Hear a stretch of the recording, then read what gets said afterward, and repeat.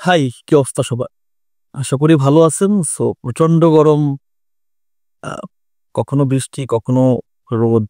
সত্যি কথা বলতে বিরক্ত হয়ে যাচ্ছে। তো যাই হোক, কাম টু দ্য পয়েন্ট। আসসালামু আলাইকুম সবাইকে, ওয়েলকাম করছে যুবরাজ খান আবির। আমি যে বিষয়টা বলবো সেটা হচ্ছে, অনেকে আছে না, গ্রামাঞ্চলে একটা ভাষা আছে যে আসলে পেয়ে কাজে লাগাইতে পারে না, অনেকে আসলে চায়ও পায় না। বিষয়টা আসলে এমনই।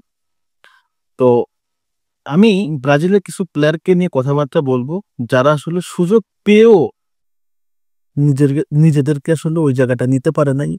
নিজেদের অবহেলা, অনিয়ন্ত্রিত লাইফস্টাইল, আরো কিছু প্লেয়ার আছে তারা আসলে সুযোগটাই পায় নাই, সুযোগটাই পায় নাই। তো এমন কিছু প্লেয়ারদের নিয়ে একটু কথাবার্তা বলি, অনেক বেশি না, 5 জন। সো আলোচনাটা আপনারা একটু শুনে মন দিয়ে আহ স্টার্ট করি। প্রথম অবস্থায় আমি যারা সুযোগ পায় না তাদের নিয়ে কথা বলি। প্রথমত, লেফট ব্যাকে আমাদের আছে হচ্ছে কার্লোস আগুয়েস্তো। যে প্লেয়ারটা ইন্টার মিলানে দুর্দান্ত খেলতেছে, ভালো পারফর্মার, আর যে জায়গাটায় ব্রাজিলের সবচেয়ে বেশি দুর্বলতা, এমন একজন pure class left back, attacking left back, সে এত ভালো পারফরমেন্স করার পরও কিন্তু বারবারই আসলে ব্রত থাকতেছে, ব্রাজিল দলে সুযোগ পাচ্ছে না। অনেকে আছে যারা আসলে সুযোগের যোগ্য না, আপনার, তারপর হচ্ছে দানিলো, তারপর হচ্ছে আপনি যদি দেখেন আরেনা, আলেক্সান্দ্রো, যারা সুযোগ পাওয়ার যোগ্য না তারা সুযোগ পাচ্ছে। বাট যিনি পিওর ক্লাস, আমি বলতেছি পিওর ক্লাস লেফট ব্যাক, সুযোগ পাচ্ছে না। তার সাথে আছে হচ্ছে কায়ো হেনরিক্স। আপনারা জানেন মোনাকোর এই ফুটবলার, তাই লেফট ব্যাকটা একটা দুর্দান্ত ফুটবলার। যেমন স্পিড, তেমন আসলে অ্যাটাকিং মাইন্ডেড, তেমন স্পিড, এবং সবচেয়ে বড় কথা হচ্ছে বল রোটেট কিভাবে করতে হয়, কেউ বল সুন্দর করে রেস্ট্যান্ট পাস দিতে হয়, সেটা খুব ভালো জানে। সো এই জিনিসটাও আসলে আমি দেখি যে এই লোকটাও, এই ভদ্রলোকটা কায়ো হেনরিক ব্রাজিল দলে সুযোগ পায় না, যার রেগুলারলি সুযোগ পাওয়া উচিত। এবং পেলে ব্রাজিলিয়ান তো লেফট ব্যাকে এই প্রবলেমটা, লেফট ব্যাকের দুর্বলতাটা আমাদের থাকতো না, চিন্তা করা লাগতো না। অন্তত এই দুটা প্লেয়ার যদি সুযোগ পেত রেগুলারলি, যারা গতানুগতিক সুযোগ পাচ্ছে। এরপর হচ্ছে মিডফিল্ড, অ্যাটাকিং মিডে আন্দ্রেস পেরেইরা।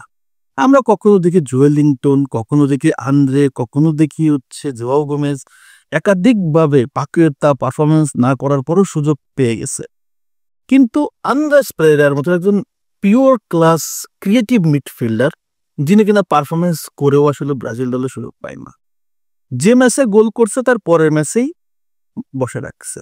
তাহলে বোঝেন এই প্লেয়ারগুলো ব্রাজিল দলে খুবই অনিয়মিত এবং তারা সুযোগ পায় না বললেই চলে। লাস্ট নাম আন্তনি। অ্যান্টনি ব্রাজিল দলে যখন সুযোগ পাইছিল, পারফরমেন্স করছে, কিছু টাইম তার পারফরমেন্স হারা গেছিল, বর্তমান সে ভালো ফর্মে আছে, কিন্তু ওই সুযোগটা কিন্তু পাচ্ছে না। যারা অন্য প্লেয়ারগুলো যেভাবে অতিরিক্ত সুযোগ পায়, সেই তুলনায় কিন্তু অ্যান্টনি সুযোগটা পায় না। সো এই 4টা প্লেয়ারের ব্রাজিল দলে আসলে খুবই ইম্পর্টেন্ট, বাট তারা সুযোগ পাচ্ছে না। সুযোগ পেলে তারা অন্যদের চেয়ে, যাদের পজিশন তারা খেলে, ভালো করবে। এখন আসেন, কারা আছে যারা সুযোগ পাওয়ার পরও কাজে লাগাতে পারে নাই। সেটার সবচেয়ে বড় নামটা হচ্ছে অস্কার। অস্কারের মতো একটা ফুটবলার, যিনি কিনা ব্রাজিলের সবচেয়ে সেরা একজন অ্যাটাকিং মিডফিল্ডার হতে পারত, বাট সুযোগটা সে হেলায় হারায় টাকার কাছে বিক্রি হয়ে চলে গেল কোথায়, চায়নাতে। এরপরে তার জায়গাটায় আসলো কে, ফিলিপে কতিনো। দুর্দান্ত একজন ফুটবলার, দুর্দান্ত একজন অ্যাটাকিং মিডফিল্ডার, ব্রাজিলের মিডফিল্ডের সেরা একটা প্রতিভা ছিল।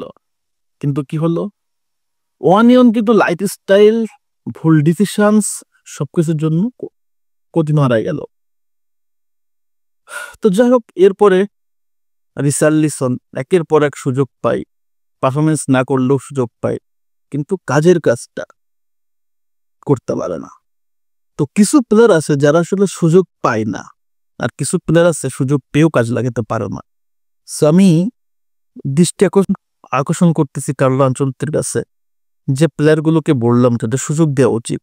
আমি বিশ্বাস করি এই প্লেয়ারগুলোকে যদি কার্লো আনচেলত্তি ইউজ করে, পজিশন মতো ইউজ করে, তারা ভালো পারফরমেন্স করবে, কোনো সন্দেহ ছাড়া। সো আশা করব নেক্সট কলাপে কার্লো আনচেলত্তি এই জিনিসগুলো বিবেচনা করবে, করলেই কিন্তু ব্রাজিলের টিমটাতে একটা ব্যালেন্স আসবে ভাই। বিশ্বকাপে ভালো কিছু পাবো এই বিশ্বাসটা আমি রাখতেই পারি। সো আমার আলোচনাতে আপনাদের যদি কোনো ডিবেট থাকে অবশ্যই কমেন্টস করে জানিয়ে দেবেন। আর কোনো প্লেয়ারকে এখানে ইনক্লুড করা যায় কিনা সেটাও কিন্তু বলতে পারেন। সো ধন্যবাদ সবাইকে। আল্লাহ হাফেজ।